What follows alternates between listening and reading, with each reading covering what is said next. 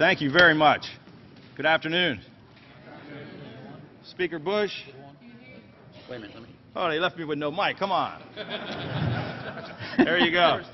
President of the Senate did it. Brett, come on, Mike. Mike.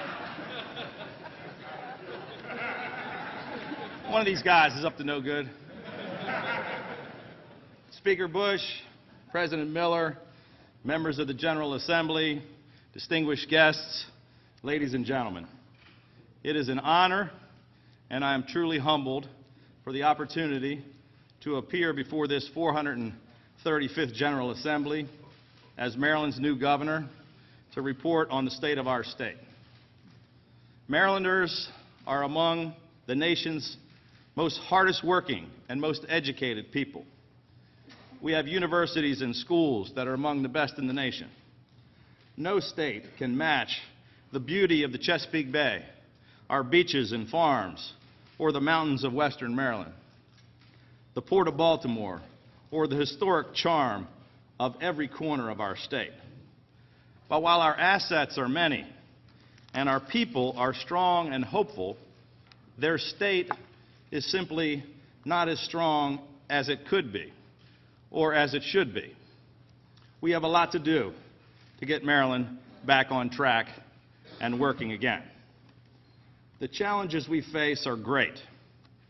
High taxes, overregulation, and an anti-business attitude are clearly the cause of our economic problems. Our economy is floundering, and too many Marylanders have been struggling just to get by. 40 consecutive tax hikes have taken an additional $10 billion out of the pockets of struggling Maryland families and small businesses. We've lost more than 8,000 businesses, and Maryland's unemployment has nearly doubled. We're number 3 in the nation in foreclosures and dead last in manufacturing. We've had the largest mass exodus of taxpayers fleeing our state of any state in our region and one of the worst in the nation. And while most states around the country have turned the corner, sadly, Maryland continues to languish behind. The federal government ranked our state's economy 49th out of 50 states. That is simply unacceptable. According to a recent Gallup poll, nearly half of all Marylanders want to leave the state. As a lifelong Marylander who loves this state, that just breaks my heart. We fail all Marylanders if we simply accept these dismal facts as the status quo. Well, I refuse to accept the status quo because the people of Maryland deserve better.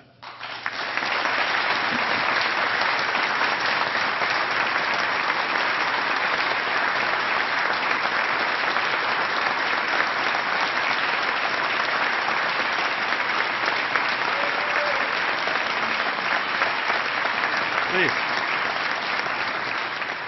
Over the past few years, as I traveled across the state, I listened to the concerns of Marylanders from all walks of life. And the common theme I kept hearing was frustration. People everywhere feel a real disconnect between Annapolis and the rest of Maryland. They feel that we're way off track, heading in the wrong direction, and that change is desperately needed in Annapolis. The problems we face are not Democratic problems or Republican problems. These are Maryland's problems, and they will require common sense Maryland solutions. With the will of the people behind us, and with all of us working together, we can put Maryland back on track, and we will.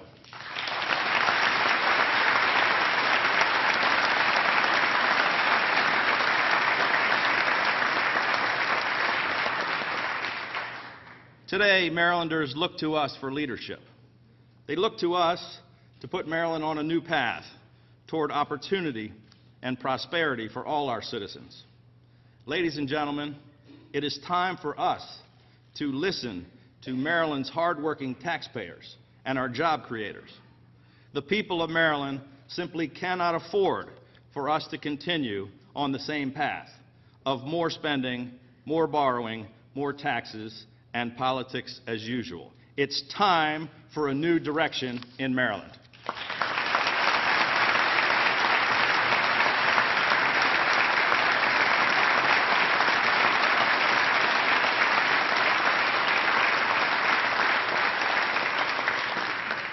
Our administration will chart a new course, one guided by simple, common-sense principles. Our focus will be on jobs, struggling Maryland families, and restoring our economy. And every decision I make as governor will be put to a simple test. Will this law or action make it easier for families and small businesses to stay in Maryland?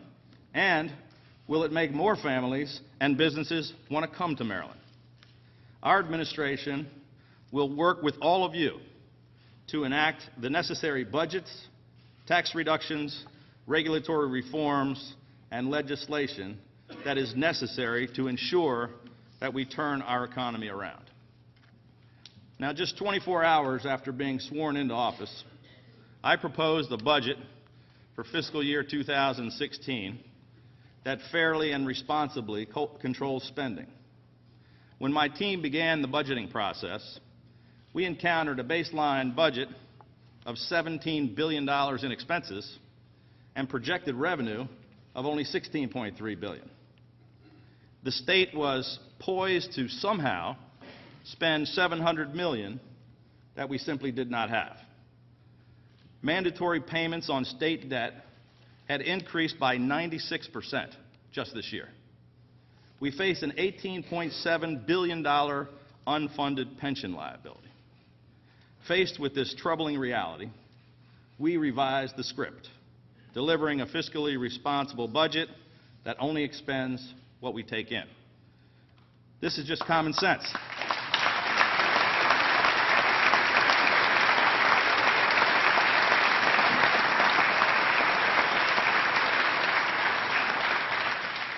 It's just common sense, and it will come as no surprise to anyone that manages a family's finances or runs a small business. Our team created a structurally balanced budget for the first time in nearly a decade.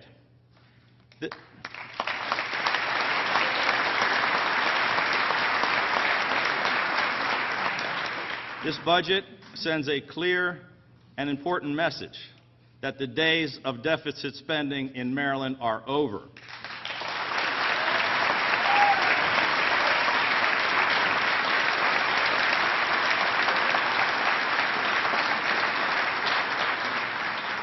Now, we had to make some very tough decisions in just the first few days of our administration in order to get this state budget under control. But our budget puts Maryland on sound financial footing without raising taxes or fees, without eliminating agencies, departments, or services, without imposing furloughs, and without laying off a single state employee. Our new budget also funds our priorities, including providing record investment in K-12 education and increased investment in higher education.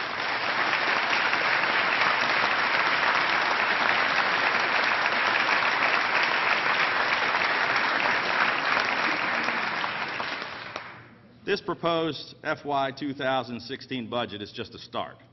We will have much more to do in the days and months ahead to correct our state's fiscal course. I'm eager to work cooperatively with the General Assembly to meet these challenges head-on. Before I became governor, increases in spending were promised that simply could not be kept. If ever Maryland needed a dose of honesty, it's now.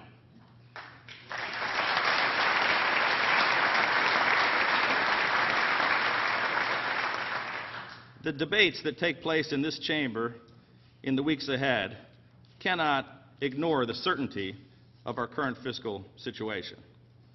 We will make every effort to be fair, judicious, and thoughtful, and my administration will work hard to preserve jobs and to fund priorities. Budget choices are never easy, and you may have different ideas and solutions, and we look forward to hearing them and to working together with you to find common ground, as long as those solutions don't include increasing taxes, spending more than we take in, or going further into debt.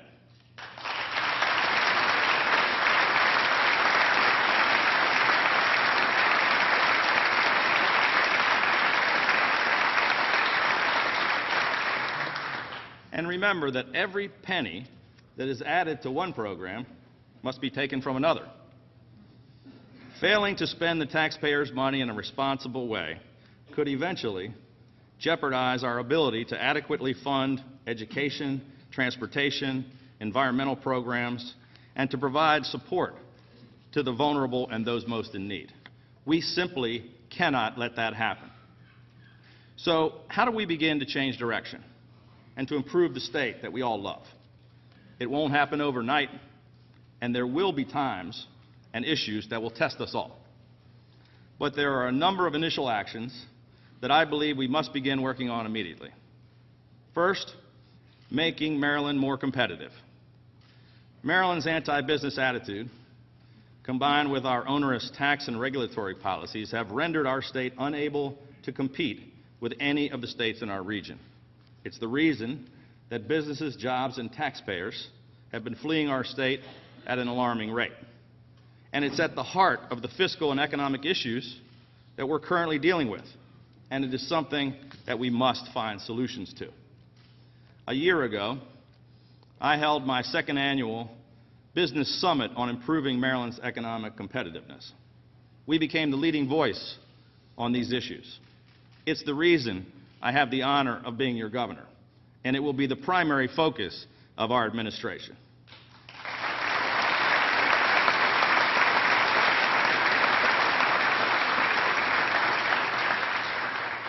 I want to commend Senate President Miller and Speaker Bush for recognizing the need to make Maryland more economically competitive. A year ago, at their urging, this legislature created the Maryland Economic Development and Business Climate Commission, also known as the Augustine Commission, to make recommendations to make Maryland competitive. It was a great first step, and we are anxiously awaiting the recommendations of the commission. But I'm confident that we will find many areas of agreement to make Maryland a more business-friendly and more competitive state so that we can create more jobs and more opportunities for our citizens. Next, making state government more efficient and more responsive. I'm really proud of the experienced, diverse, and bipartisan cabinet that we have assembled to take over the reins of state government. Many of them bring fresh, innovative ideas and valuable real-world private sector management expertise to their agencies. Their primary mission will be to find ways to restructure their agencies and to make state government more efficient and more cost-effective.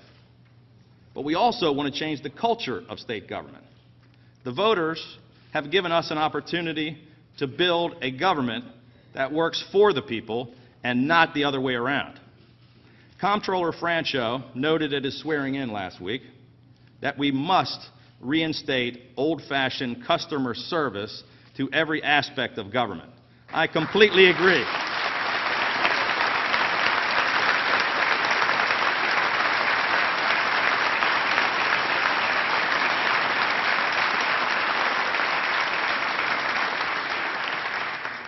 I completely agree, and together we will. Third, dealing with the problem of stormwater management and working to restore our most treasured asset, the Chesapeake Bay, is a goal that we all strongly agree on. Governor Glendening with the early clap. Thank you, Governor. But in my humble opinion, passing a state law that forced certain counties to raise taxes on their citizens against their will may not have been the best way to address this issue. And if there was one message that Marylanders have made perfectly clear, it was that taxing struggling and already overtaxed Marylanders for the rain that falls on the roof of their homes was a mistake which needs to be corrected.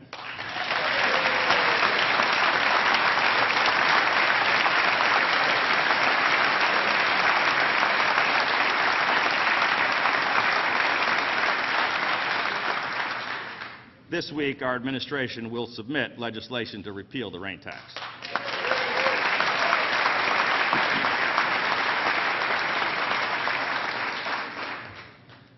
Four, tax relief for retirees. Nearly every day, I hear from folks who say they love the state of Maryland. They spent their whole lives here. That they don't want to leave their kids and grandkids, but that they can't afford to stay here on a fixed income. We're losing many of our best and brightest citizens to other states. Eventually, once we solve our current budget crisis and turn our economy around, I want to reach the point where we are able to do away with income taxes on all retirement income, just as many other states have done.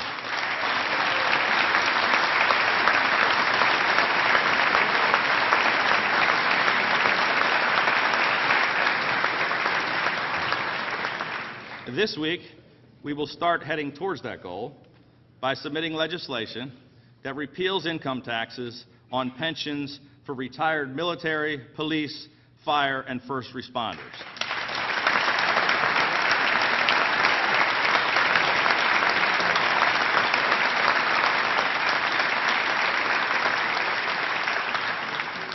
These brave men and women have put their lives on the line for us. They deserve it, and they've earned these tax breaks.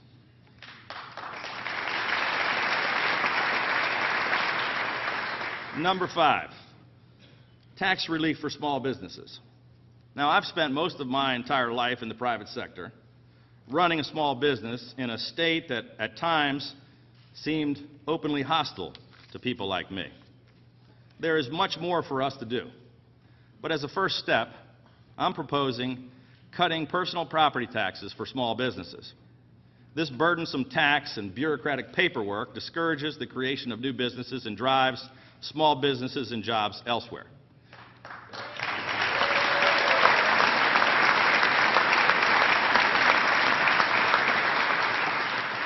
This legislation would create a tax exemption for the first $10,000 in personal property, entirely eliminating this tax for more than 70,000 small business owners, or 1/2 of all of Maryland's businesses.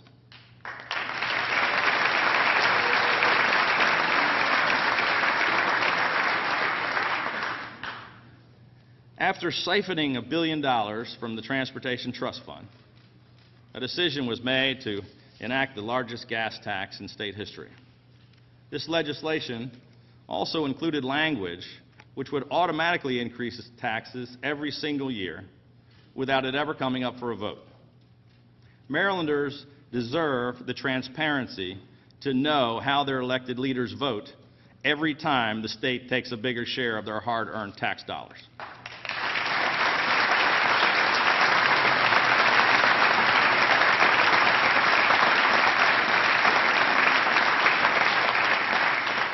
This is a regressive tax that hurts struggling Maryland families and our most vulnerable, and which adds to the cost of almost everything. These automatic tax increases should be repealed, and we will submit legislation to do so.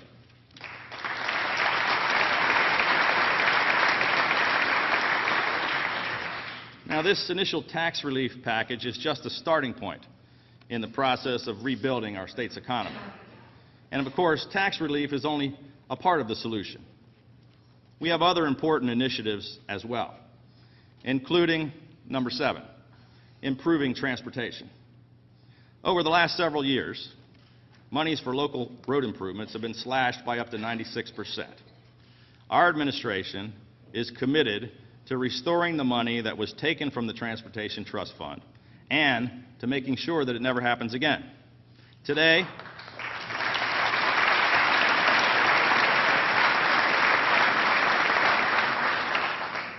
I'm pleased to announce a supplemental to our FY 2016 budget that will increase highway user revenues by $25 million and give counties and municipalities the most money for road improvements that they have received since fiscal year 2009.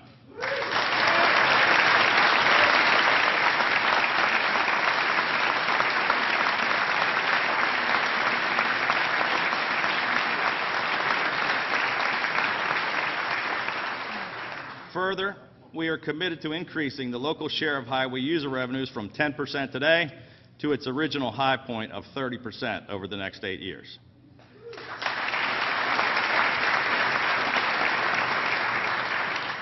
Number 8, improving education for all Maryland children. Education is our top priority. In our proposed budget, we spend more money on education than ever before. We fund K-12 education at record levels, and we have committed over $290 million to school construction. And this is the first time in history that any administration has provided additional supplemental funding for education through GCEI in their first year.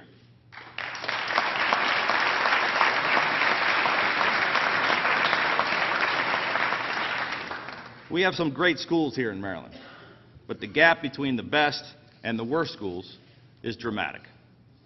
I believe that every child in Maryland deserves a world-class education, regardless of what neighborhood they grow up in.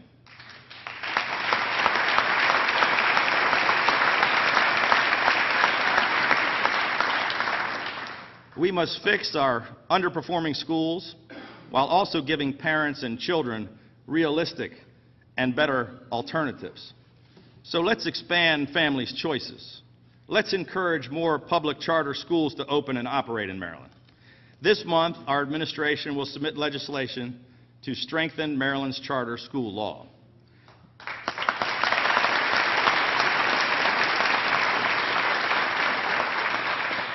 This legislation will expand choices for families and make it easier for more public charter schools to operate in Maryland.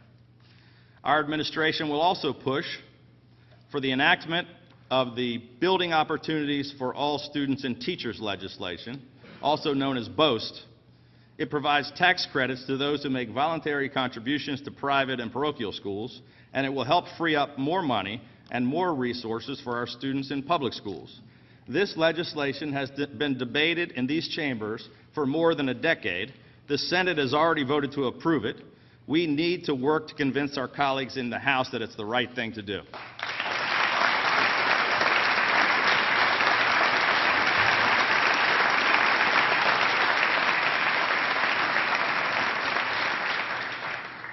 Protecting the environment. A healthy bay is a key to a strong economy and a high quality of life for all Marylanders. It will be a top priority of our administration.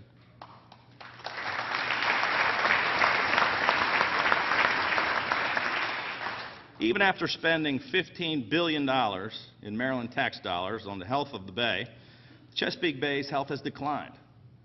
Maryland just received a D+ on a recent report card. This is just the latest indicator that our current strategy for protecting and restoring our greatest natural asset is failing. Our administration intends to reverse that trend. It's time for a new approach. We can and we must do better.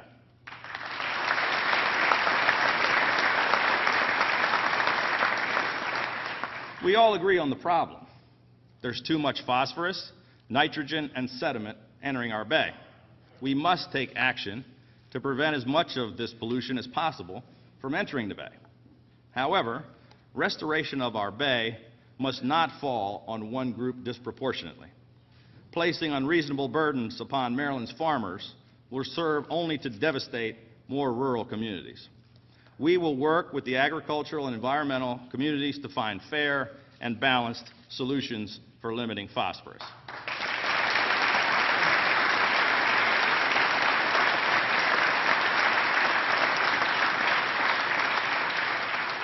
In addition, we will take a comprehensive approach to restoring our bay by addressing the long-ignored impact of upstream polluters and the sediment spilling over the Conowingo Dam.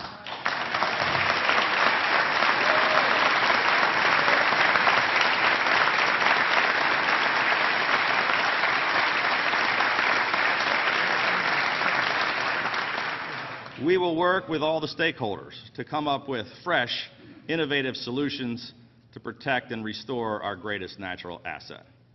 Number 10, tackling Maryland's heroin epidemic.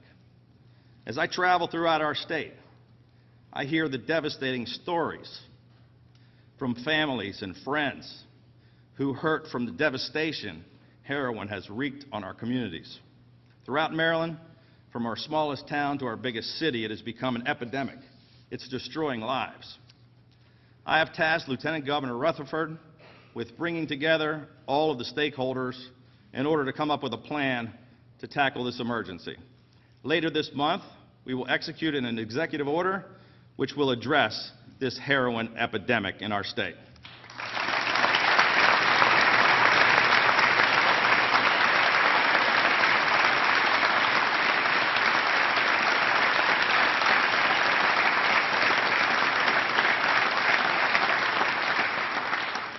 Finally, campaign finance and election reform. The strength of our democracy rests on a balanced, honest, and open political process that challenges convention and encourages progress. The Fair Campaign Financing Act for gubernatorial elections helps provide this balance. It levels the playing field and holds our elected leaders accountable. And while many have said that we would never elect a governor because of the low spending limits mandated in our public finance laws, I stand before you today as proof that that system does work.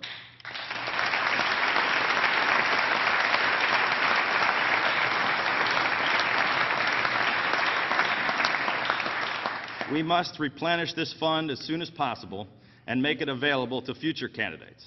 Therefore, we will submit legislation to reinstate the voluntary checkoff, which allows a taxpayer to make a donation towards the public campaign financing system each year. And we also need to address redistricting reform. We have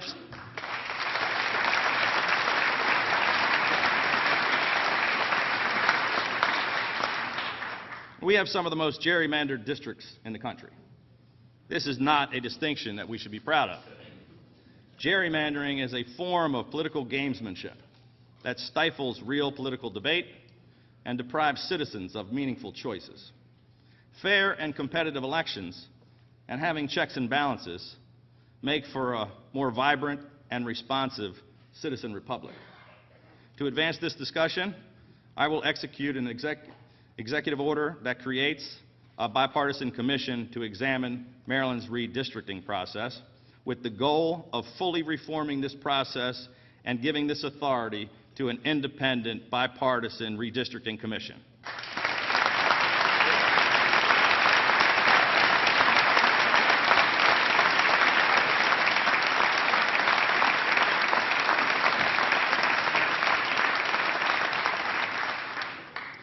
Though this is an ambitious agenda, I believe that these actions will begin to put Maryland on a new path, one that leads to a new era of opportunity and prosperity for all our citizens. Though our visions may differ, our goals are the same: a better, stronger, cleaner, healthier, and more prosperous Maryland. We can't accomplish these goals alone. We need your help, your ideas, and your support. And while I'm sure we may disagree on a few points during the coming weeks, I'm prepared to create an environment of trust and cooperation, one in which the best ideas rise to the top based on their merit, regardless of which side of the political debate they come from.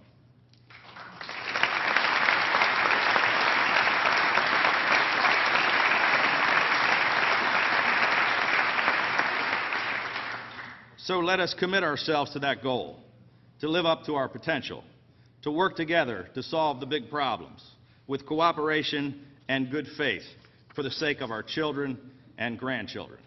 Let us renew our sense of optimism and make Maryland a place of unlimited promise. Together, let's change Maryland for the better. Thank you, God bless you, and may God bless the great state of Maryland.